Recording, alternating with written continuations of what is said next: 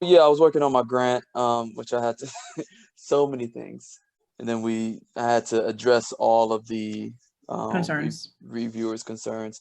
So, which one of the concerns was stupid, but what can They you all are do? most like sometimes, especially when they'll say stuff like, "Oh, I don't know if they ask you for like your undergrad grades or your transcripts and stuff," and they'll be like, "Oh, they didn't do so great in their first year," but like, no shit, or be like, "I'm not completely like there's I'm writing this. I'm a part of this project on systemic bias in ecology, and we're doing like different parts. So the part that I'm working on is about journals and submissions, and I read this paper about just the comments, unprofessional comments, reviews that people get, especially people of color, and just reading some of that, and I'm just like, this shit should never even get to the like. How can you write a review like that and say, oh well, I don't think that oh, she's a girl, so like why would you talk about someone's gender or their race as if that has anything to do with their publication? Right. It made no sense. They was just like, yeah, his grades are average. Um, just like what? Like, it was like, were you just looking for something bad to say like that? Yeah. You got average grades. I don't know how I feel about it.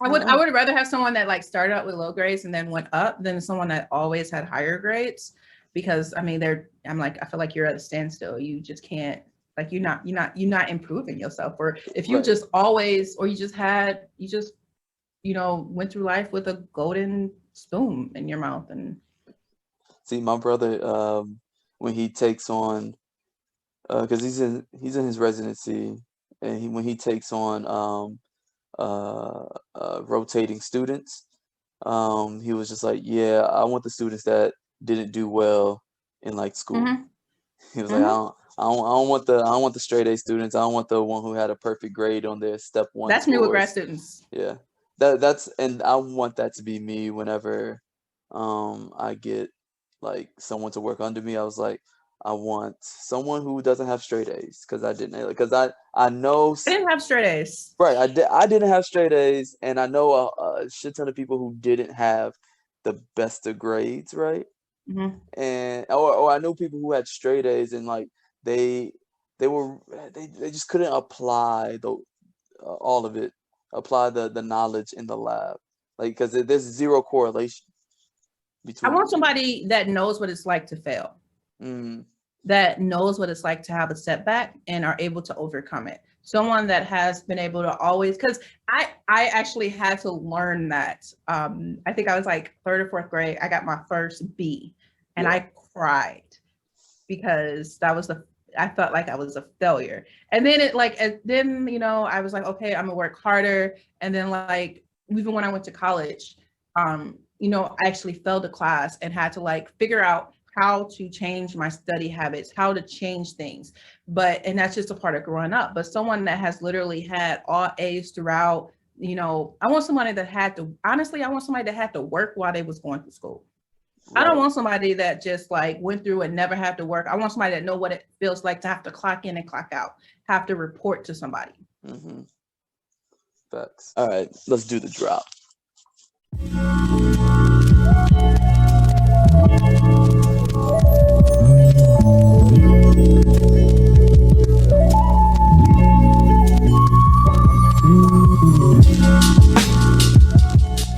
Welcome back to another episode of At the Bench. I am Dr. Stevens, Dr. Dominique Stevens. I'm here with, should I just say Dr. Samika, or Halsey. Dr. I Halsey? mean, Okay. Dr. Halsey, Dr. Sanika Halsey, Sam, whatever. I mean, one of those. I mean, okay, last time we established, Okay, yeah, we can't do Sam's. Yeah, we did establish that. So no Sam here. Like, we established this. Come on now, we got to stay consistent stay out here. consistent. We got to Well, stay. it's more of the I'm okay with either or. Uh, Just can't be one or I'm okay with either. It just can't be one or the other. But it okay. just can't be. Well, I'm that just doesn't make sense. Oh my god. Okay, I'm okay. I'm okay with Sam if Uh, someone uses Sam and Samnika interchangeably. But if yeah. someone always just says Sam, I'm not okay with that. Okay. Okay. Okay. I I dig that. I dig that. But this week we are going to. The last 2 weeks were more scientific, and this week we're going to make a shift to a more fitness lifting type conversation. And it's just me and Samika this week. Um, little one-on-one action. We're going to have some guests here soon as well. But um, we're going to talk about our how do we approach lifting, our fitness. Is science involved in our lifting and fitness? Um, and I know for me, what I do is it's kind of I approach lifting as I'm experimenting on myself. I'm a human subject and I'm experimenting on myself. Like I've been flirting with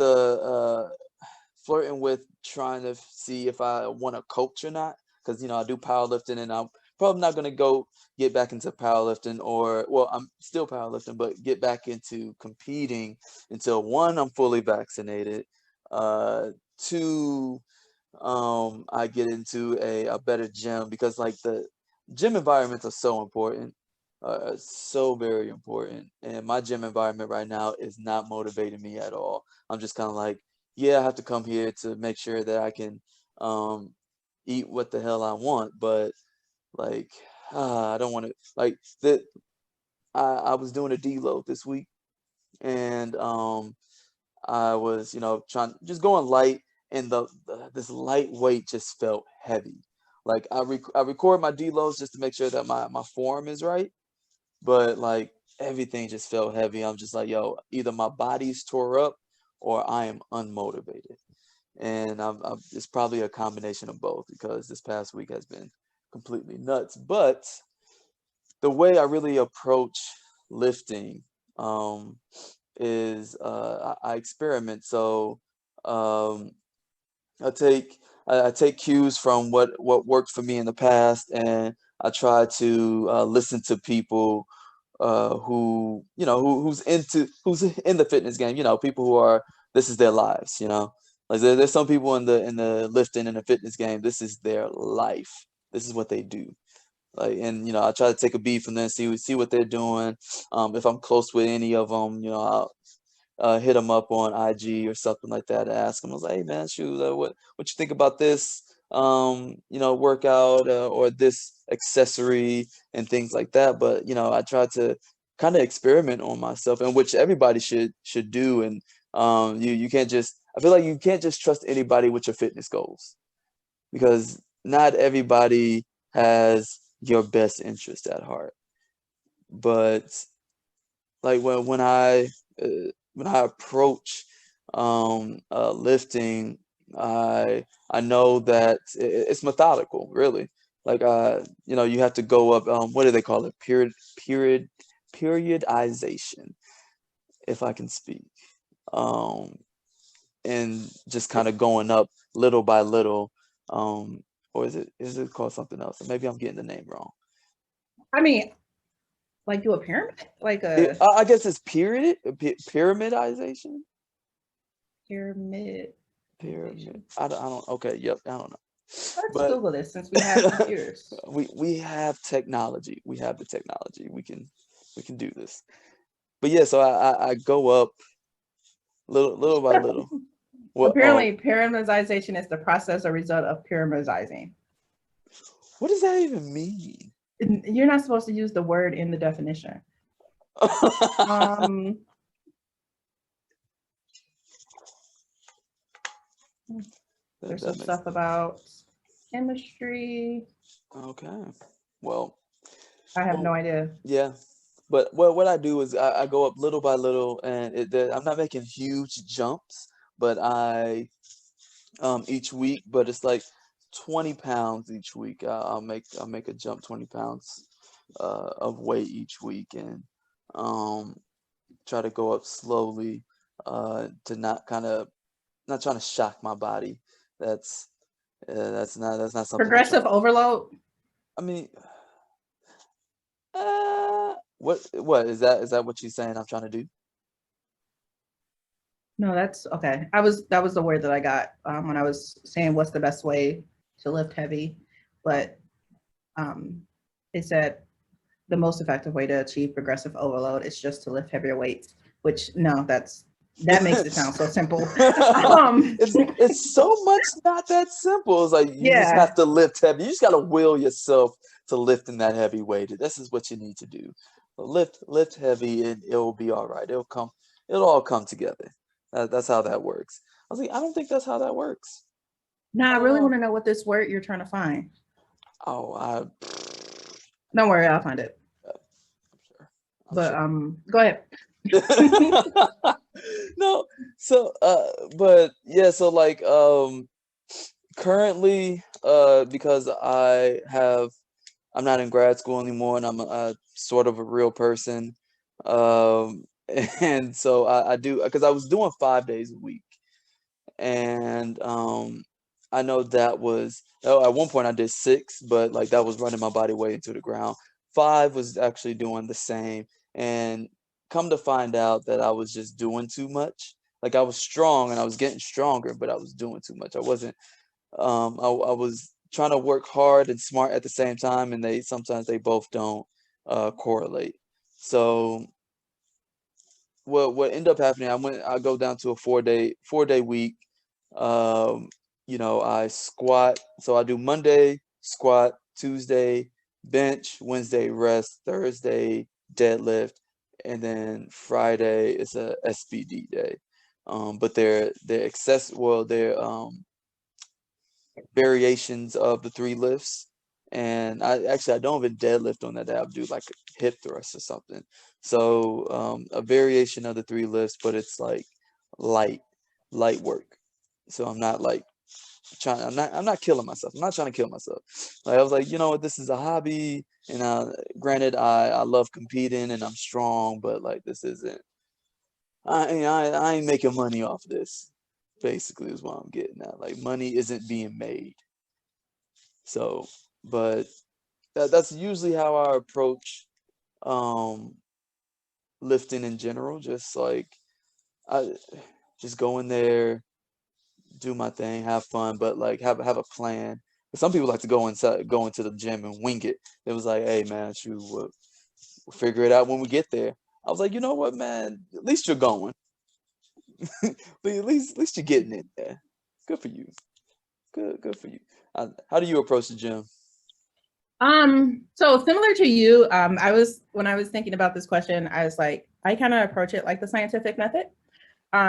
Thinking about like, you have like I mean, I'm a control freak, but I also have like things have to be the same. So like I have to have like an environment that's like a stable environment. So usually it goes to the same gym, same time of the day. My whole process of doing things are like I lift in the same order. I have the routine of getting ready and like what pre-workout I take, or what my whole methodology of doing the lifting.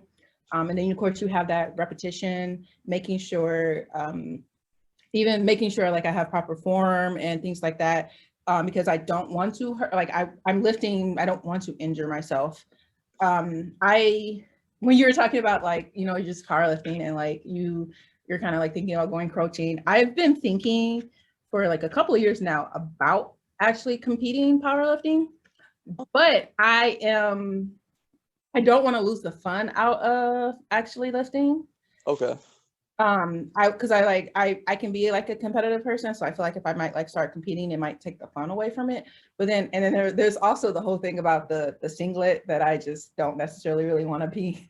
I just yeah. So but I also just think about when you do science, you always like you have data, you record your results. So like I think in the first episode I talked about using the bodybuilding app to record my weight and how much I lift, and being able to see my progress over that.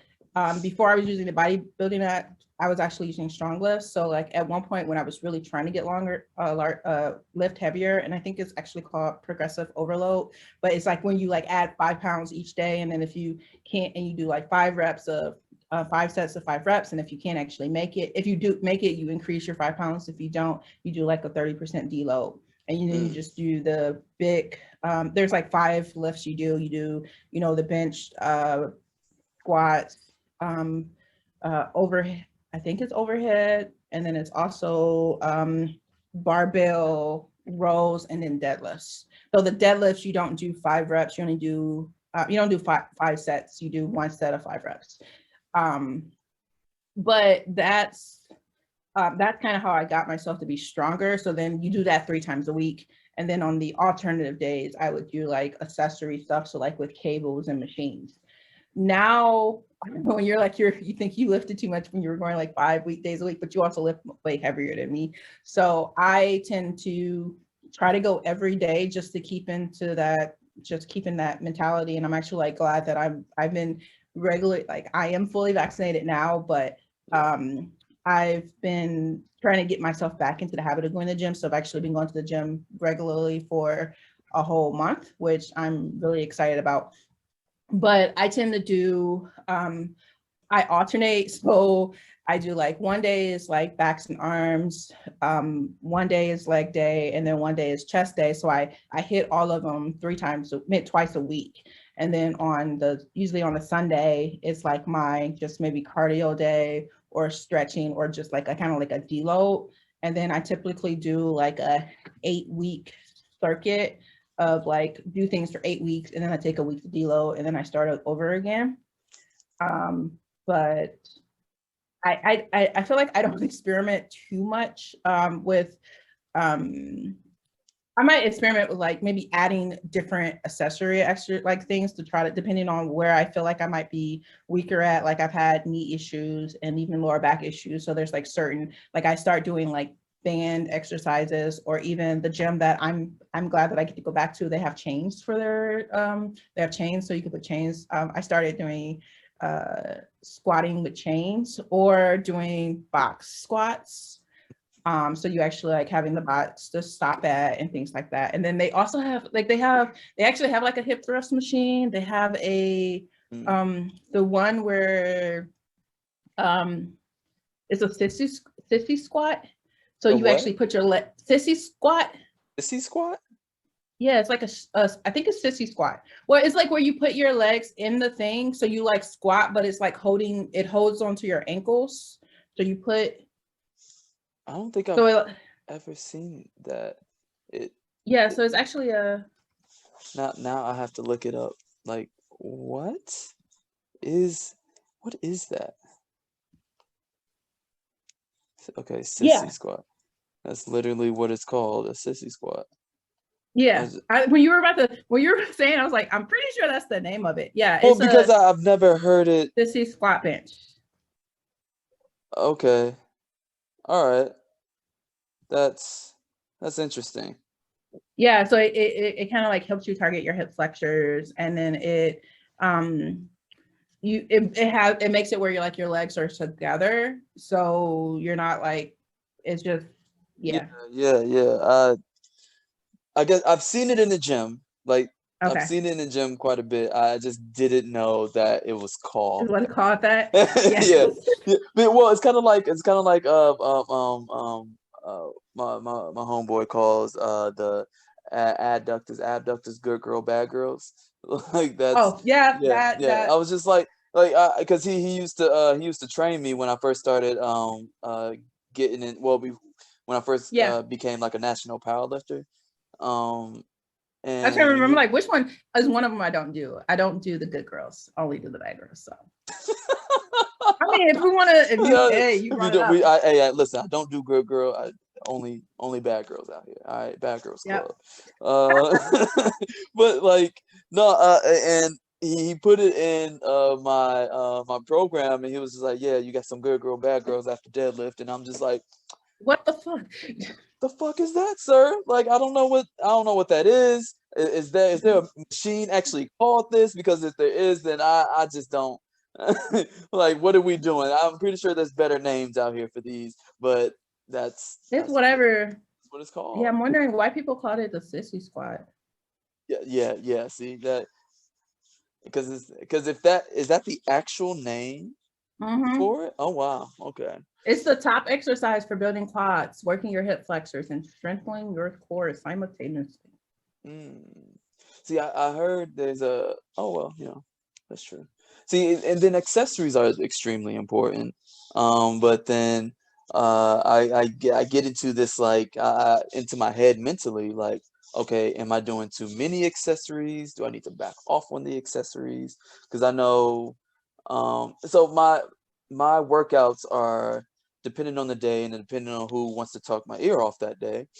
Um, if nobody's talking my ear off, and we're talking about a medium low type day, right? On so my longer days, like my short days, are my SBD days and my bench days, because I can get up to those weights, to that weight really quick. Now, if we're talking squat and deadlift, it takes a little while to warm up to that weight, because I can't just jump up to 500 pounds on squat. I just can't jump up to Mm-hmm. 600 pounds on deadlift, right? I was like, I just can't do it. Like that's, unless I have a death wish, which I don't. Like I would like to keep my back and my knees. I would like to Mm-hmm. keep all that. Um, so what I I just go up little by little, but not little by little. There are plate jumps, but Mm-hmm. you have to take you know some rest in between. There's always memes out there, how powerlifters rest in between in between sets. I'm just like, you know what? It's true. It's true. It's true. But we're trying to get maximum effort out of our Yeah. lift. I mean, and people feel like you, like when I'm resting, I know like I'm usually messing with my phone or whatnot. So it Yeah. probably seems like you're not really doing anything. But I'm Right. like, look how much weight I just did. Like, yeah, I Right. need my muscle has like Yeah, they I need need to rest. I need Yeah. rest. I need rest. So fuck you, sir. I need rest. That's where we're at right now. But yeah, man. So it takes like I think my squat days take um I want to say hour and a half to two, and the same thing with deadlift. More like an hour and a half, because my accessories on deadlift day go a little quicker. My accessories on squat day are a little bit tougher than on my deadlift days though. So, but yeah, sometimes I feel like I'm doing too many accessories, and that's where the experimenting comes in, one, and then two, also what it is like you have to, and this is also why I toggle with me wanting a coach, right? So, but the thing is, I would have to find someone who is actually able to um, coach someone who's at my level of lifting, because I'm going to compete again, but like I need to find someone who's actually good at getting me past any thresholds or any plateaus that I have, you know.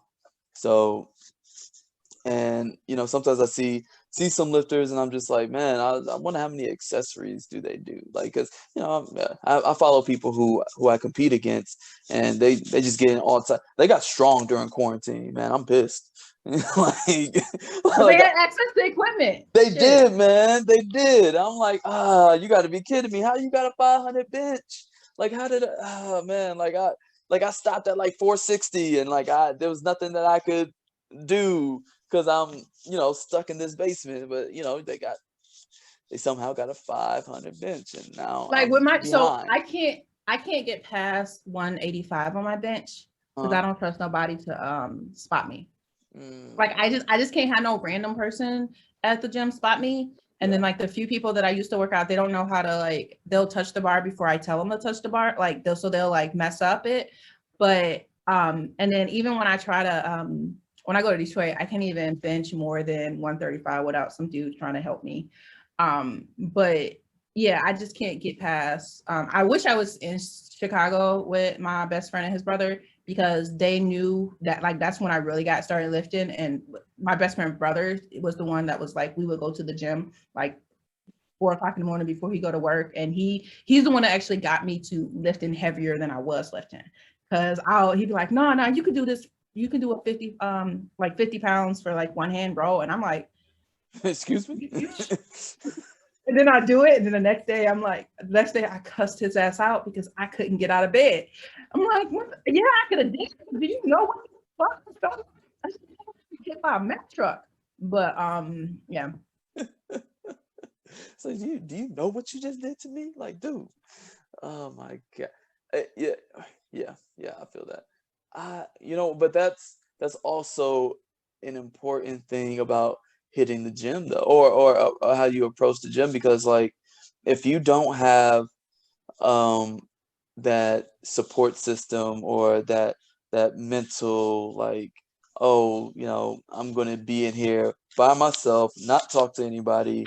I have to motivate myself to get in here. A gym environment is so important. It's extremely important.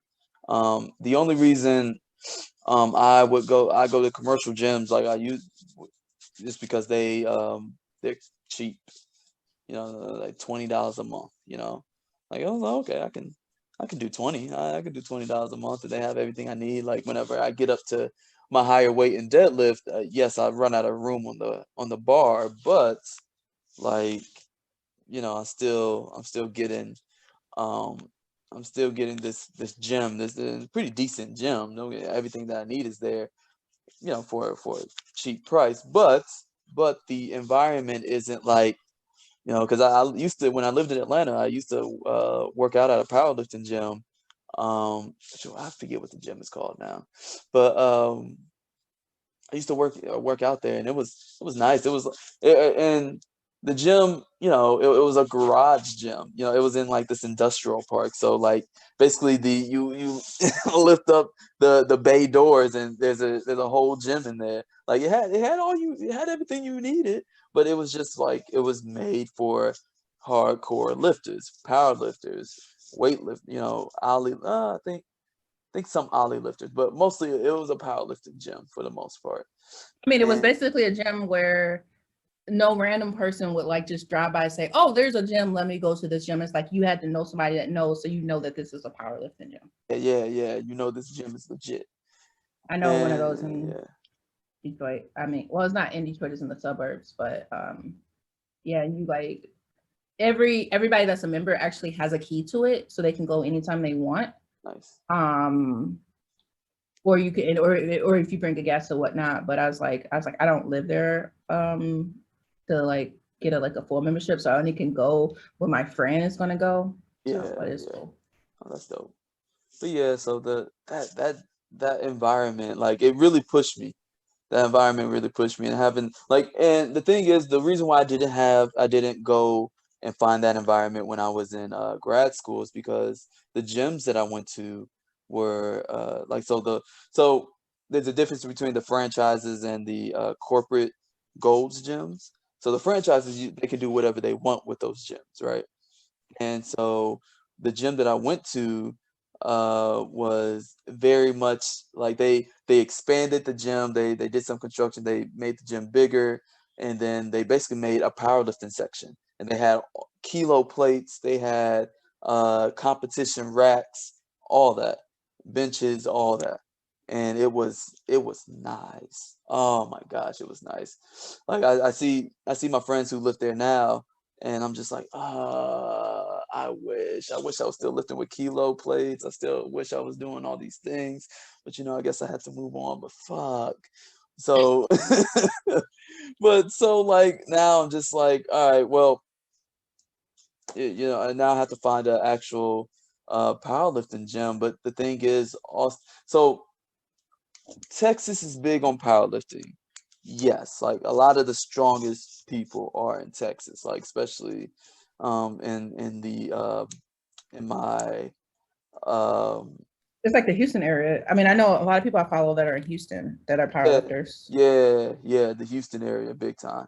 I mean, I want to go over there. Yeah, and I mean, I get I mean it's not I guess it's not fully off subject. We're just talking about fitness, but like the people in powerlifting they can be either be really nice, or they can be straight up elitist assholes.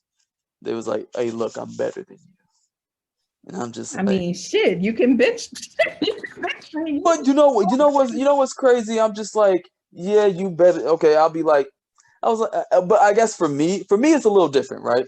So I'll just be like, yo, be like, I am a scientist full time. Or this is like I'm in grad school because that's the last time I competed. So I was like, yo, look, I'm in grad school full time, getting a PhD. I lift at a commercial gym, and y'all lift at these, the fancy powerlifting gyms. You got uh you got a K behind your following because you got that many Yeah. followers who You follow got you. sponsorships. You Yeah, do this for a living where you right. do This multiple is your money. live. This is how you make your money, and I'm still beating your ass. So what's good? So what's good?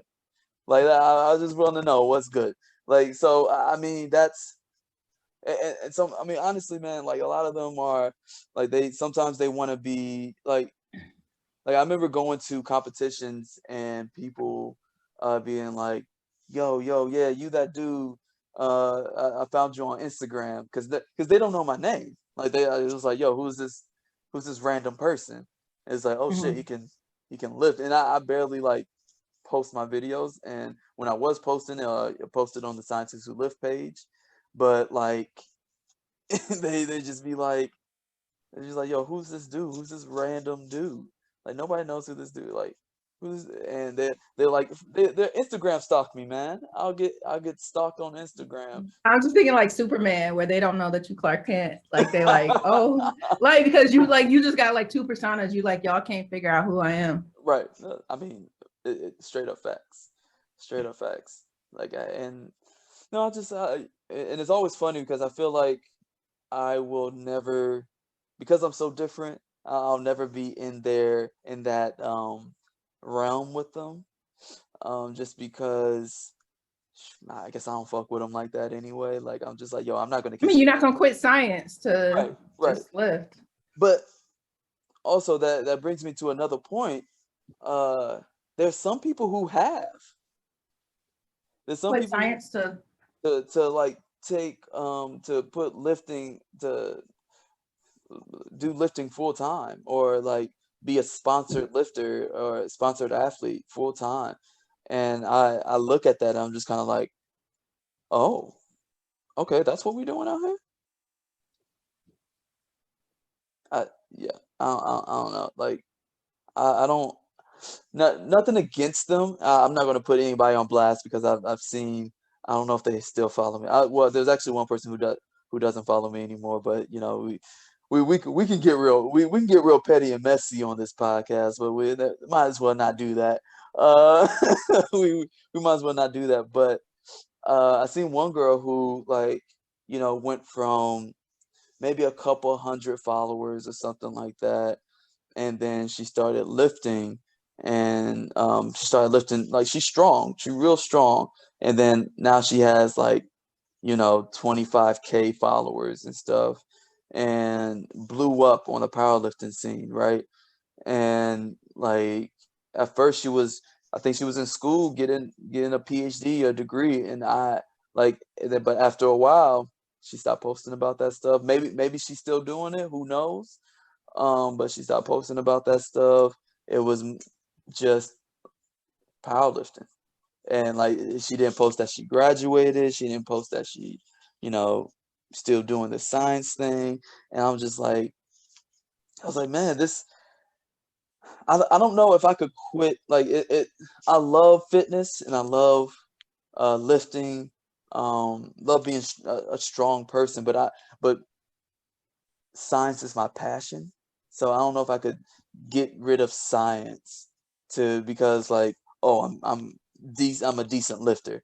Maybe and this sounds bad, but it was like maybe someone just wasn't they weren't a good scientist, and they was like, okay, let me make a pivot. I thought we wasn't gonna be petty. No, I mean, well, Um, I'm not putting out any names or anything. I'm just saying, like, okay, we can be honest here. Like, there's good and bad scientists out there.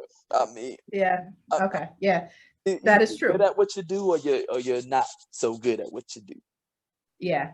Um, and just thinking like that, I probably couldn't like just do lifting full time, mainly because I mean, I don't really think that I'm like good I mean, I don't know what I would do to like I've never competed, so I don't know how I will be there. And even with me, like I don't even feel like my how much I can lift compared to my body weight. I don't even think I would win anything You because never I know. just think right, I never know and I haven't ever tried. But just, hey, honestly, I don't even know if there's be anybody in my size class. Like the few people that I follow in my size class, they're also in the over 40 division. Mhm. So I mean I don't want to win just because I'm the only one in my size class. No, oh no, there's trust me, there'll be unless you do like a local meet, there'll be Yeah, that's what I tons was of people. thinking. There'll be tons of people in your But don't like even like the national like some of the ones that you have to like qualify for. So like I might do a local one to qualify for a regional or a statewide or I don't know.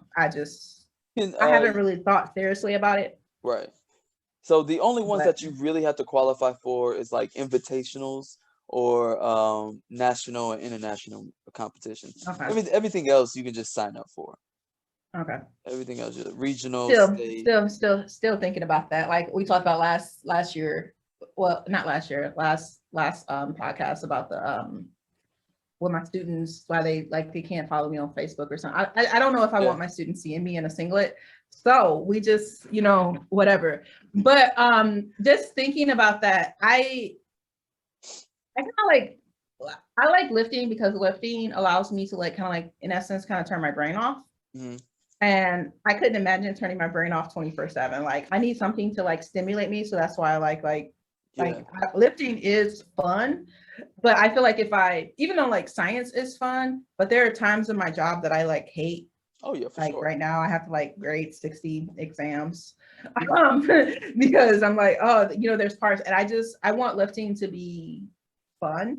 Mhm. And also having had injured myself and having to do like um and I injured myself not lifting. I injured myself because I decided to do a Tough Mudder and then tried to do like the half pipe where you jump and you fall wrong on your knee, on your leg, and then you tear your meniscus and all that good stuff. But Right. having to go through recovery, I just like if I was to injure myself and that affect my paycheck, Mhm.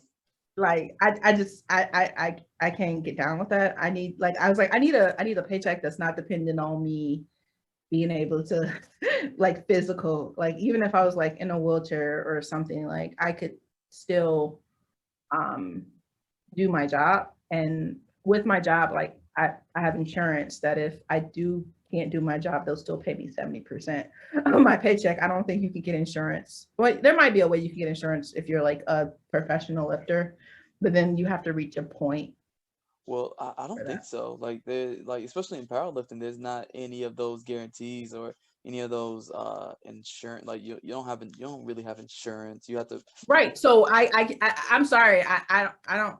Maybe this is where that elitist mindset comes from, where people have the money to, if they don't win, they're not sponsored, they still have a paycheck, or they Right. have family money or something like that. But I just couldn't. Lifting can be I mean, for it. I, I ain't trying to be Paul. So I want to stay middle class. Um, but so I guess just getting back on topic of like just approaching lifting science, I wonder just talking about form. Um, like I'm really big on like just form and trying to I guess how did you learn what is the proper form? So funny enough, it a couple different ways, and like this is where actually the elitist thing comes in, and not, but in because some people don't want to share their knowledge. Mm-hmm. And I was lucky enough to have, especially when I was in Atlanta, people be able to share their knowledge. And I was on technically on in the powerlifting club, and they had like seminars and stuff about, hey, you proper bracing, like you want to brace your core properly, like this is how you do it. And we went through seminars on how to brace properly. Um, different like, and then watching videos on proper squat path and proper um, foot placement, and where do you want to place the bar. Same thing with bench, same thing with deadlift. You don't want to like, and just watching other people and people who are willing to give that knowledge. So it's just like you get that knowledge and you just absorb the knowledge and then you apply it to your lifting. Because I know Deadlift Panda, he's Deadlift Panda on Instagram. They call him Yu Ren, and he actually gives a whole lot of great tips on how to deadlift. And dude smaller than me. He I think he's in 185 class or something like that, 182 class, and can deadlift like 800 pounds or something Well, like I that. just followed him on Instagram. There's a follow. Yeah. Yes, yeah. So he can lift like 800 pounds, no problem. And I'm just like, well, whatever you're doing is working, and so I will listen to you. You know, so just taking, and there's advice out there. Obviously, every all advice isn't good advice, but especially if you have but if you have someone giving you advice who's actually like showing you like, hey, this is what I'm lifting, and this is how I got there. That's amazing. So but the form and the technique is so important. You can't just go out there and just be like, hey, yo, I'm just gonna squat like 600 pounds and be good. Like, nah, that's not how that works. Not at all. Yes. So basically, like when we thinking about research, we do thinking about science, how we approach it. You do your research, and it's not necessarily peer-reviewed articles, but it's like Instagram, YouTube, Yeah, but just having the mindset of like just thinking about making sure the person who's like you're learning from has like just evidence to back up that they know what they're doing. right, exactly. And And it's yeah, it's funny, like when I tend to me lifting, I always look, I tend to do the stuff like the men's version and whatnot, because for some reason lifting people try to treat women differently. Like I'd be so mad when I like see these pictures of like women lifting or like working out and then they're like using 5-pound barbell weights. And I'm like, you know what, like hell, you didn't get that from using, like they'll use like the mock photos, like they're doing 5 or 10 pounds. And I'm like, you know, you didn't get that body using 5 or 10 pounds. right. Like use the actual whatever. But Yeah, yeah, because it makes it seems like women can like, because women always, people like, I know like some people are like, oh, you lift too heavy, you're gonna get bulky. And I was like, you actually only get bulky when you like eat. um I mean, yeah. Nutrition I is the can biggest thing. I can eat an entire rotisserie chicken in one sitting. That's why I'm bulky. It's not because I lift heavy weights. It's because I can literally scarf down 1,000 calories. But yeah, I just lost my train of thought. But yeah, just looking at that, like just figuring out who's doing it, and making sure like even like what their, I guess what their following is, and like even like the way they said something, because there's like some people that I used to follow on YouTube and watch their videos, and then like they kind of like went a little bit left in some other aspects, so then I stopped following them even for fitness advice. But I mean, the fitness advice might be like good, but then I'm like, you know what, I can't support you just because of other things you believe in.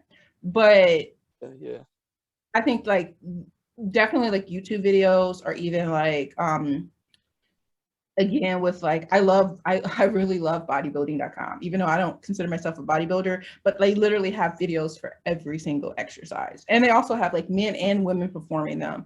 And like you can literally type in like they have like almost all the exercises, and you can say like if it's a cable, like all the different variations, and you can find a video on it and how to do it. right, exactly. That's I mean, the information's out there. You just have to be willing to take the time to as scientists, we research. This is what we do. We read articles to make sure that our research is going right, or to progress our research forward. We have to do the same thing in the gym. We have to, especially if you hit a plateau, if you hit a stopping point in research, or you hit a plateau in the gym, you have to, okay, well, we have to figure out how do we surpass this plateau, or how do we get past this blockage in research.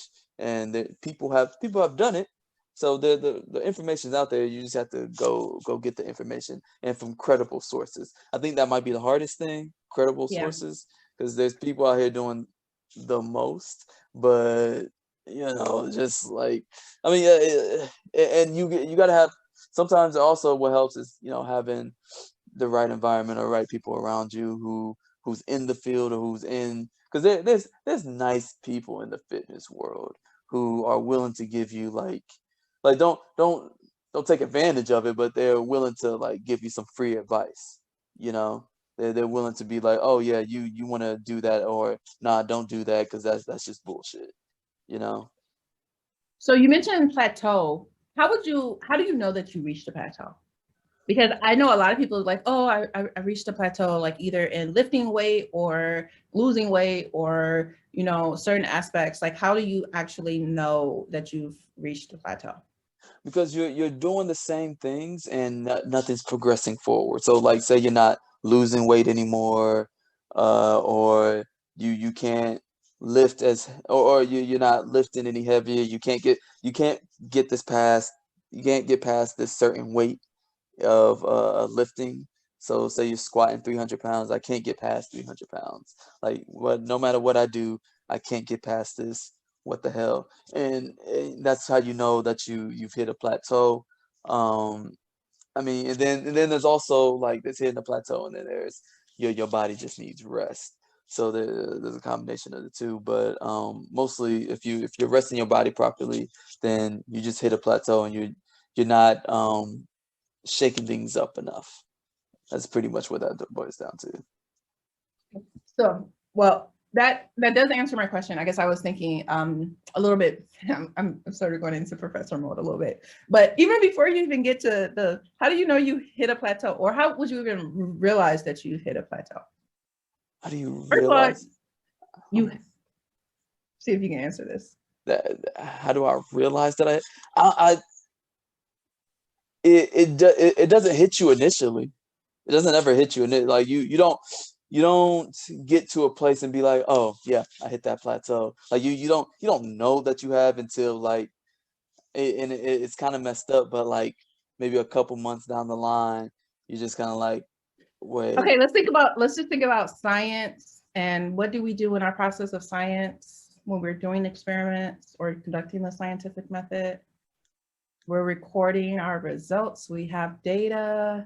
Yeah, but So like it's a data point, like so that's kind of what I wanted to like kind of say. Like I guess in my head, the thought process was just like, well, you hit a plateau. Like some people might say they hit a plateau, but it might just be like 1 week of no progress. That's not that's necessarily what a I'm saying. Like plateau. you have to. It It has to might be be a months, yeah. but yeah. So you were kind of getting to it. But even for you to know that you hit a plateau, you have to record your results. You have to have some way of tracking your stuff, and you probably do a notebook. I tend to use Oh, I my have phone. Excel on my phone. That's Oh, pretty okay. good. Yeah.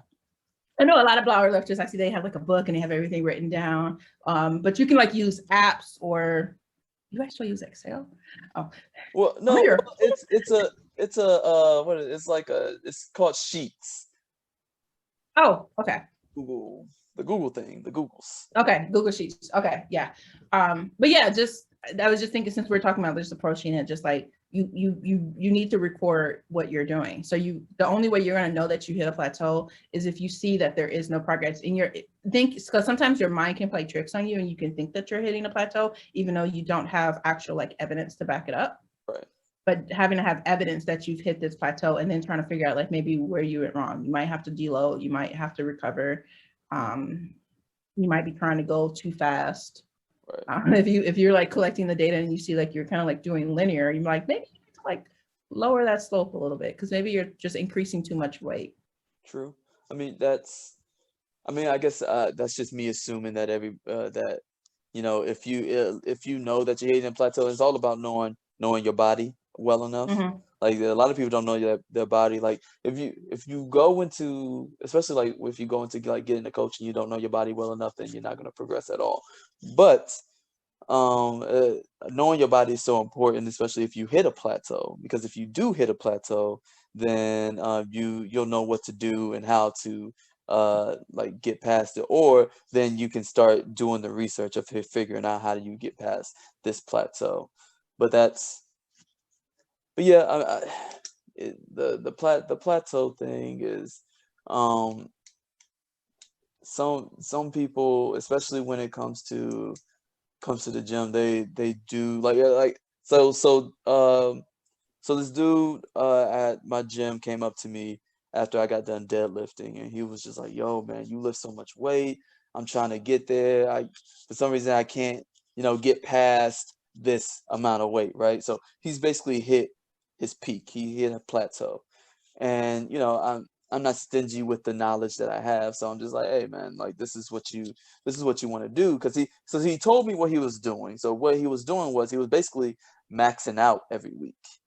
Like he was max every time he came to the gym, he would max out or do as many reps as possible on the most weight that he could do, blah blah blah blah. He was doing some crazy shit. So what it what it boiled down, I was like, "Yo, man, you need to back off.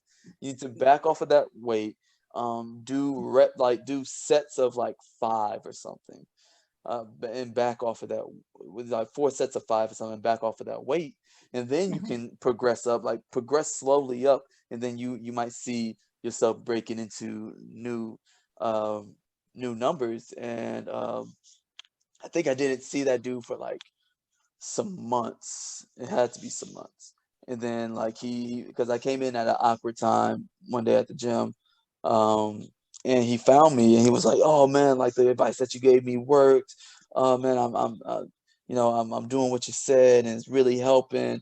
And I'm just like, well, that's That's good that he took it. I mean, yeah, because some people just well, he came to me because he wanted to take my advice. Well, yeah, but some people like they want your advice, and then when if it's not what they wanted to hear, because that seems counterintuitive when you're like, "Hey, I'm trying to lift more weight," and the person's telling you, "Actually, you need to like lift lower weights a little bit Lift more," and less. they're like, "That don't make sense." So yeah, It makes he perfect sense. probably he probably was like, "Oh, you're saying like lift more," and I'm like, and yeah, I've had like there was this one guy, he was training with me for a month, and he kind of got upset that he wasn't because I worked with him, and he's like he wanted to like get into lifting, and he was upset that he wasn't where I was. Okay. And I'm like, but you don't like, and I'm like, because when we were doing, I was like, we're doing strong lifts, so we're doing like 5 by 5 each time, only doing 3 times a week, and he's like, but every time he was adding 5 pounds, like like every Monday, Wednesday, Friday, like adding. He was like, I'm like, he's progressing faster than I was. I was like, dude, you are where in a month, you are where it took me 2 years to get to. You can't. I was like, just because you're not where I'm Progress. at. Yeah. You, I'm like, I've been doing this for 5 years. You've been doing. I'm like, I should be pissed off that you've gotten to where. But the reason why he probably could have, and we could, because we like started at like a lower weight, because it was like he was new and had to get his form and get him comfortable having that much weight. But as he got comfortable, and I'm like, no, you're not going to add another 20, because the thing is to get to the progress of the program, and then it's like, I think it's not Hercules. I can't remember what the Greek character is, where he wanted to get strong, and the person had him carry a baby ox up a mountain every day, and oh, then I remember. as he so the ox grows. Mhm. So if you're carrying up this thing, so the ox is like slowly gaining weight, and then you get stronger. Right. Like you can't. And then at some point, he was able to carry a full-grown ox Oh, wow. up the thing. So I mean, that's kind of like the whole idea behind like the progressive overload. Right, right. I mean, then also, like, when it comes to approach, like, this is big. This is big when it comes to approaching the gym and approaching lifting and approaching your fitness goals. And everybody out there, I really hope you're listening to this. If you don't take I feel like I know anything, what you're gonna say. it, do you? If you don't take anything from this podcast, this episode, take this. Um, do not compare Areas. your your Mhm. your your your, your progression to anybody else. Do not compare your lifting, your fitness goals. I mean, even powerlifters out there. Like, I mean, I know sometimes I get caught up in it from time to time, but then but I'm not big on social media. I'm not like focused on it. But like, do not compare your progress to anyone else, because your progress is yours. You know what I'm saying? Your progress Yeah. is that's you're competing against yourself.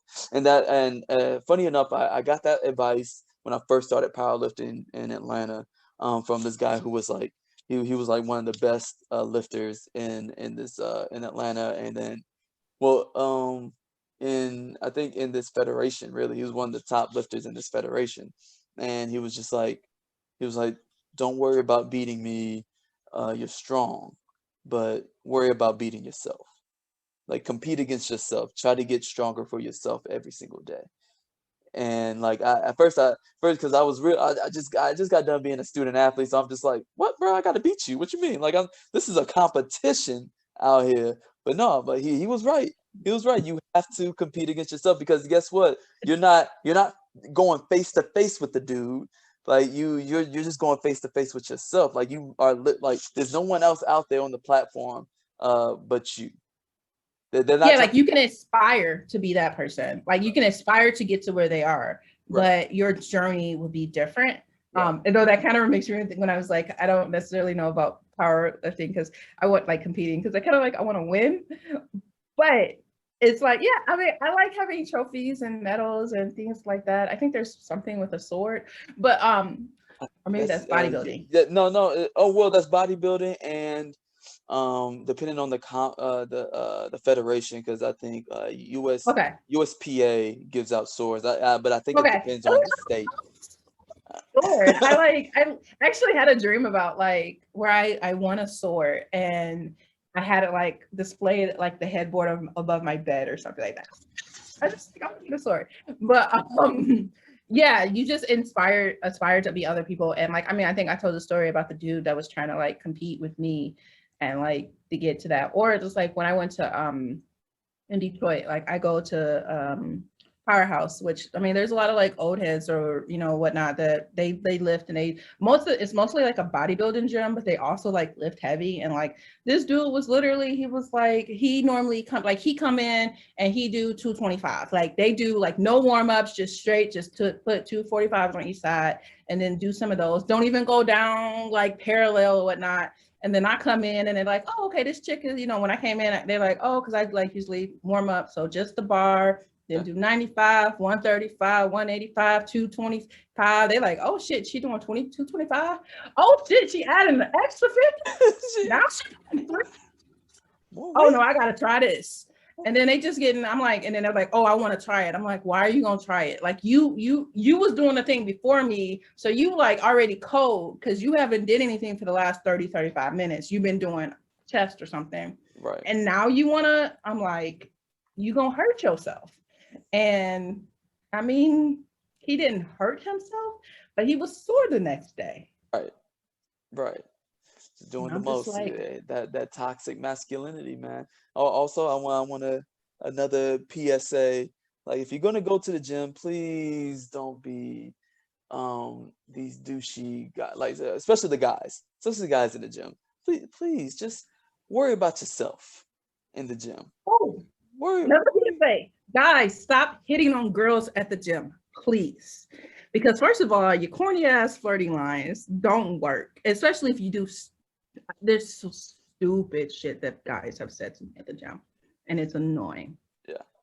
Yeah. Especially if you doing things like if I'm using the equipment and you like, oh no, you can't use that because I'm using that, and I'm like, oh my bad. No, I'm just playing. What's your name? Like, are you serious? The worst. The worst. Yeah. The I'm like, you really think I'm gonna give you my phone number now? No, sorry. Nah, bro, you just annoyed the shit out of me. That's what you did. You definitely did. But That's what you did. or if you think I mean the dude that with the squat thing asked me for my phone. I was just like, yeah. Just oh my god, really? like, you really think that's going? I'm like, no. That doesn't do it. But yeah, man, Yeah. just be focused on your progress, because Oh, you'll we got to do an episode on dating lifters, dating dating lifters, science, dating scientists who lifts. dating scientists who lives. Yeah, it's just like I mean, dating, like when you're dating a scientist and dating a lifter, or either or, but definitely when you're doing both. But that's actually would be an interesting just a episode on dating.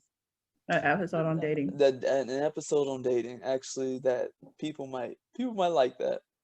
People might be Well, into. especially when you're lifting, because like I noticed that like even though this is just to be a little teaser, but like if you dated somebody that lifts, you Mm. can't try to change them or try to like get them off their routine. Don't be like, oh no, you don't need to go to the gym today. Let's do this. No, that's a hard. Don't be trying to knock me off of my don't be trying to knock me off of my progress. Don't be trying to knock me off of my routine. Yo, Don't be messing up my meal prep. all that. Don't touch my peanut butter. Don't touch my peanut butter. I don't play about But my peanut butter out. I don't at all. Oh my gosh. I mean, Buy you you know, your own jar. oh, facts. We get you your own jiffy. Don't worry. But no, I mean, smooth. But no, it's oh my gosh, that's true. That's wild because like that's not only did like this that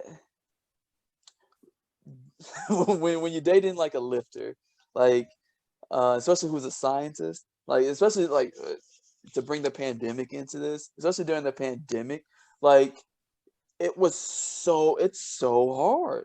It was so hard. Like so first and foremost, like you had to find someone who actually believed in the pandemic, believed in social distancing and wearing a mask, believed the vaccines were not harmful and all this other stuff.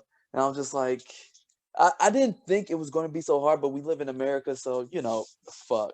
What can you do? Like people want to go to brunch, people want to do all these things, and I'm just like, nah, bro, I'm good. I'm alright. But then like adding on to the lifter, because like there's people who their fitness journey, like I guess I've been like so my family, we are big on fitness. We are big on fitness, lifting, healthy lifestyles.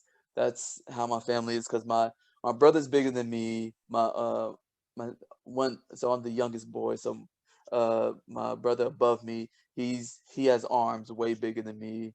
Um and he goes to the gym all the time.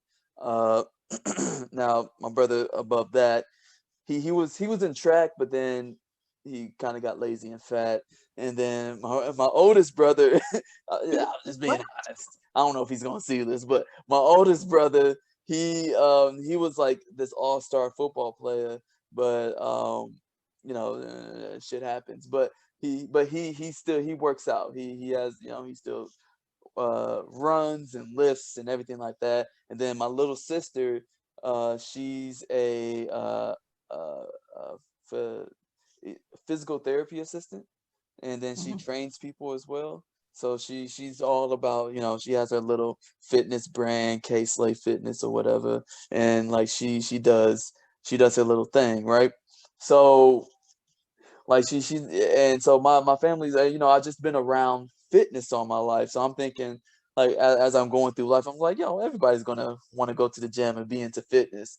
And it always surprises me to the people who's like, go to the gym, fitness. Why would I do that? Eat right? Eat nah, bro. Like what? Like we drinking and smoking every night. What you mean?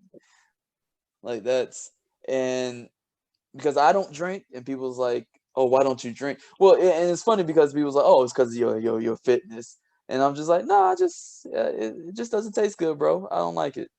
No, I don't, I don't like it at all. Like it just doesn't taste good. I mean, that's just for me. That was just like, but people need to rationalize why I don't do it. And it's like, oh, were you an Yeah, alcoholic? I mean, the fact that you just can say I don't drink, why you have to give a reason? Yeah, I mean, that's just how it is. It's so abnormal, I guess. So abnormal that but yeah, we can do a little dating segment like that. I think that would be dope. We will have to get multiple people. It has to be a panel thing though. Yeah, It it's gonna have to definitely, be more. yeah, Yeah, it has to be a panel thing because I'm sure we had and that one could be like a two-parter because I'm sure we all got like stories. We got story. I got stories. I got stories for days, man. Dating is weird. Dating is weird. Like, dating is weird as a black scientist. Dating is strange, man, and especially as it's. a male black scientist, like dating is I can tell you mine is what strangers are is it's more weird as a black woman scientist than a black male scientist. we can keep score if you like, cause I We I got I got stories, okay, Mhm. I have stories that just would be like, what? Yeah, Okay. yeah. I mean, I'm just saying. I'm just saying. Not to say dating was difficult. It was weird. Oh, it's really weird. Yeah, it's just weird. But that's just a little tidbit for y'all who's listening. We'll get to that. We'll get to the dating episode. That should be fun. That should be fun. But let's round this out. Let's get back on topic. Um, so when for me, like, so when you're approaching the gym, um, because we'll end this off with some advice. When you're approaching the gym, one, like I said before, worry about your own progress. Make sure that you have a plan, because if you don't have a plan in place, then things can go awry, and you don't have nothing to stick to. Because if you're not sticking to a plan, you're just going in there, just doing, oh well, I guess I'm gonna do arms today like I did yesterday. I was like, all right, brother, you need to squat.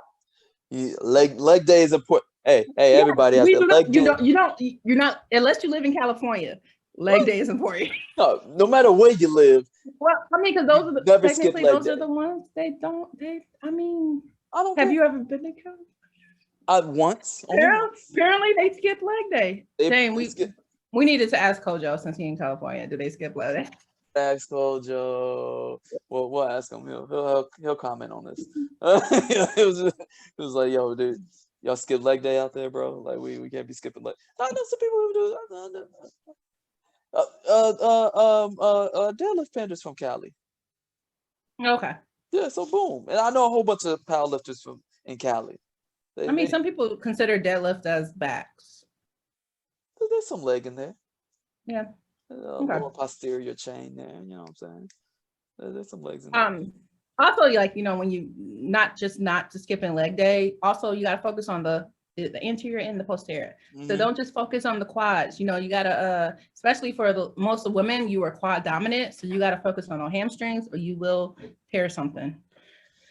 Facts, facts, facts. I guess one of my tips would be basically have goals. So like regardless of your fitness journey, you should have some type of goal. And then like I mentioned before, having smart goals. So making sure they're just specific. You don't want to necessarily be like, oh, I want to be healthy. Like be specific. What are you talking? What do you mean by when you say healthy? Right. That M is for like measurable. So you need to measure. Like maybe let's say, oh, I want to lift X, Y, and Z by this time. Mhm. The A, it needs to be achievable. Like me, honestly, I probably would never be able to deadlift 900 pounds. So I'm not even gonna try. Um, and it needs to be realistic too. That's stuff like that. There's certain like I know that I can. I mean, just being me, most women are we're stronger in our legs, so we can kind of like squat heavier, and our squat and our deadlift are stronger than our bench. So like there's certain like I know my weaknesses and what I can and cannot do, and if I am trying to bench heavier, I know I need a spotter who I would trust. And then just having time, just thinking about it in the timing, like go 3 times a week, things like that. Just making sure when you think about those goals, put a timeline on it, make sure it's realistic and things like that. Yeah, yeah. Gotta have a routine. Get into a routine. Routine is so important. Like once you get into the routine, it just becomes second nature. And then also, man, do your research. Just do your research. Write things down. Write down your progress. Or I do Google Sheets. Track it. Track your progress. Be a scientist about it, because like a lot of lifting, I mean, it's science, man. It's physics. It's knowing your leverage points, all that stuff, man.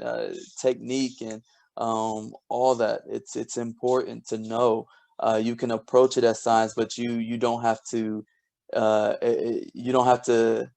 think so critically like it is science. Once you have, and the thing is, once you have those things in place, you can just kind of turn your mind off and just go and just do it, because you have the plan. So just execute that plan when you go in there.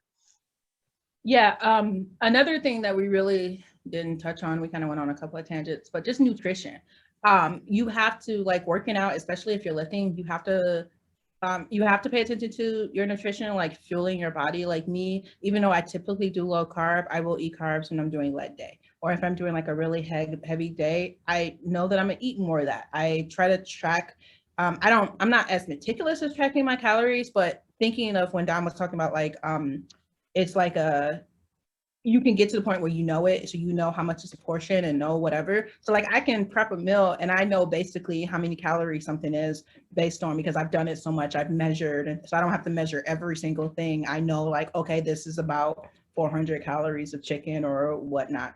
But making sure when you do put that extra intensity in the gym, you are compensating for, because you are, when you lift, you do, technically you're doing some type of damage and your body needs the fuel to repair. Yeah, yeah.